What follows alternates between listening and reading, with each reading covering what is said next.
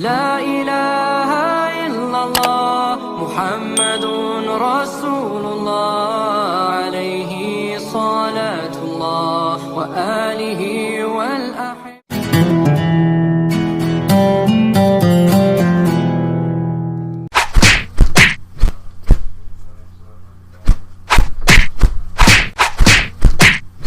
Assalamualaikum warahmatullahi wabarakatuh. Saya mau tanya, bagaimana bersikap yang baik dalam menghadapi istri yang keras kepala? Masya Allah. Sebetulnya masalah ini bukan hanya dihadapi oleh suami, istri juga kadang menghadapi suami yang begitu. Ya, ini sama aja sebetulnya. Ada istrinya yang keras, ada suaminya yang keras. Persoalannya dalam dua posisi ini bagaimana cara menyikapinya. Ketika antum bercita-cita mendapatkan pasangan yang mengantarkan ke surga, maka Allah kirimkan pasangan antum yang dengan itu banyak pahala bisa mengantarkan antum ke surga. Antum menghadapi istri yang seperti ini. Nabi Nuh punya masalah dengan istrinya. Nabi Nuh sabar. Antum, istri antum, Masya Allah, ya lebih baik daripada istri Nabi Nuh.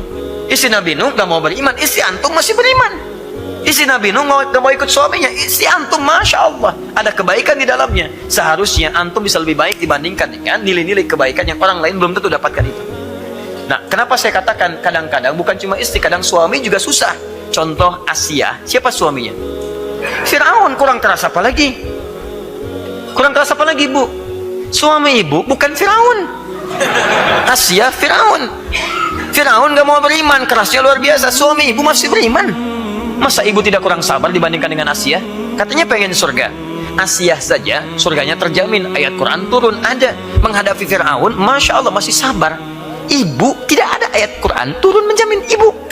Dan suami ibu bukan Fir'aun. Kenapa ibu tidak bisa bersabar menghadapi suami ibu?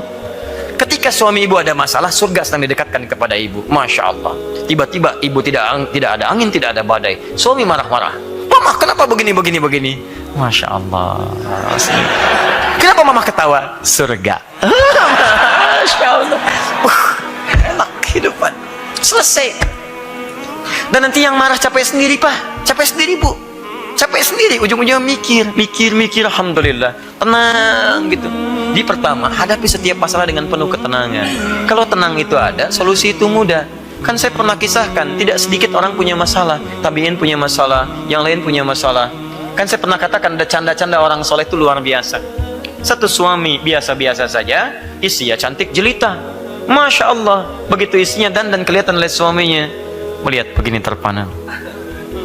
Sayang, kamu kenapa? Kata istrinya. Masya Allah. Kata suaminya, saya sangat bersyukur kepada Allah dianugerahi istri yang begitu cantik rupawan.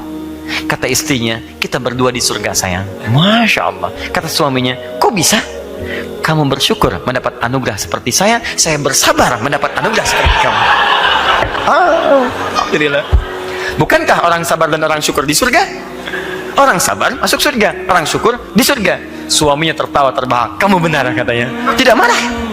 Lihat jalan keluarnya. Dia tahu suaminya biasa-biasa. Lebih ideal suami orang lain dibandingkan dengan suaminya. Tapi dia tahu jalan masuk keluarnya. Bagaimana menyenangkan dengan canda yang luar biasa. Masya Allah.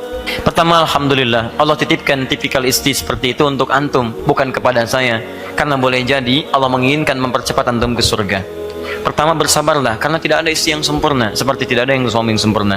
Saya sering katakan kepada antum semua, mohon maaf, kita ini manusia, bukan malaikat, tidak juga setan.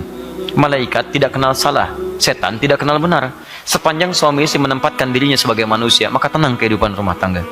Jadi kalau antum paham istri antum bukan malaikat, antum gak usah tuntut banyak kesalahan darinya. Justru kesalahan itu dimunculkan supaya antum bisa perbaiki. Alhamdulillah.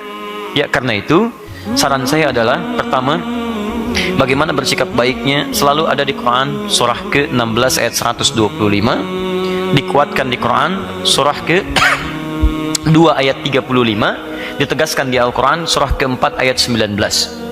Alhamdulillah. Quran surah ke-16 ayat 125 ingin menegaskan cara yang terbaik dalam berdakwah. Ud'u ila sabili rabbika bil hikmah. Ajaklah orang yang belum paham dengan jalan Tuhanmu, ajak dengan cara yang bijak. Bijak, kata hikmah itu dalam bahasa balaghah muqtadal hal. Muqtadal hal itu artinya menyampaikan bersikap pada seseorang sesuai dengan kadar keadaannya. Antum tidak bisa menyamakan semua orang. Seperti saya berdakwah di berbagai kalangan, tidak sama jenis jamaahnya. Ada yang bisa cepat menangkap, ada yang biasa-biasa, ada kalangan yang bukan fokusnya di sini, ada kalangan yang lainnya. Antum bicara pada orang dewasa dengan anak kecil akan berbeda. Seperti pada yang sepuh dengan pada yang biasa pun tidak sama. Karena itulah menyikapi ini, kata Quran, pelajari karakternya. Barangkali tidak masuk dengan cara antum yang seperti ini, masuk dengan cara yang lainnya. Misal, dia tidak senang, kemudian dikuliahi, antum jangan jadi dosen, antum jadi murid yang menanyakan kepadanya. Karena antum tanyakan, sampaikan, dia jauh merasa sudah punya ilmu. Orang yang merasa punya ilmu biasanya tidak mudah untuk diberikan pengetahuan. Saya sering katakan pada Anda, orang yang kebanyakan mengajar biasanya suka lupa belajar. Begitu terbiasa mengajar, lupa dengan cara dia belajar. Sehingga ketika ada yang salah, susah untuk diingatkan. Cara mengingatkannya, kita mesti jadi murid, tidak jadi guru. Misal, salah dalam menunaikan sholat. Ya, apa di antara kesalahannya? Misal, terlampau terburu-buru dan dia merasa punya dalil untuk itu, maka caranya antum bertanya, tidak harus kemudian langsung menghentikan, dalam porsi memberikan informasinya. Masya Allah mah, sholatnya tadi luar biasa. Iya dong pak, mama kan juga belajar. Masya Allah, ini mah yang papa baca nih, yang seperti ini nih hadisnya. Kira-kira mama gimana tuh tadi yang seperti tadi? Cepatnya kayaknya papa belum dapat ilmunya nih. Coba supaya bapak bisa terapkan dalam kehidupan papa. Sebentar mama cari sampai di Google, gak ketemu. Misal itu kan, kayaknya yang papa bagus tuh pak, dapat dari mana? Dilihat, sharing, cerita. Ya, atau dia temukan juga, ada kok pak, walaupun di Google nggak ada, Google kan tidak islami. Masya Allah misalkan, ada aja caranya tuh ya, nggak ketemu di situ. Maka terjadi seperti itu. Gimana mah kalau besok kita tanya aja mah sama ustadz, siapa ustadznya mama? Kita tanya ustadz mama dulu. Boleh, ayo kita tanyakan. Begitu sampaikan bahwa ininya dapat pencerahan dari situ. Jadi bertemu di tengah-tengah. Antum tidak harus menjadikan kesalahan kecil jadi besar. Seperti yang besar antum turunkan jadi kecil. Kalau seperti itu mudah, ringan, tenang, nyaman. Dan tidak ada hal yang harus kemudian diperdebatkan dengan perdebatan-perdebatan yang tidak ada manfaat.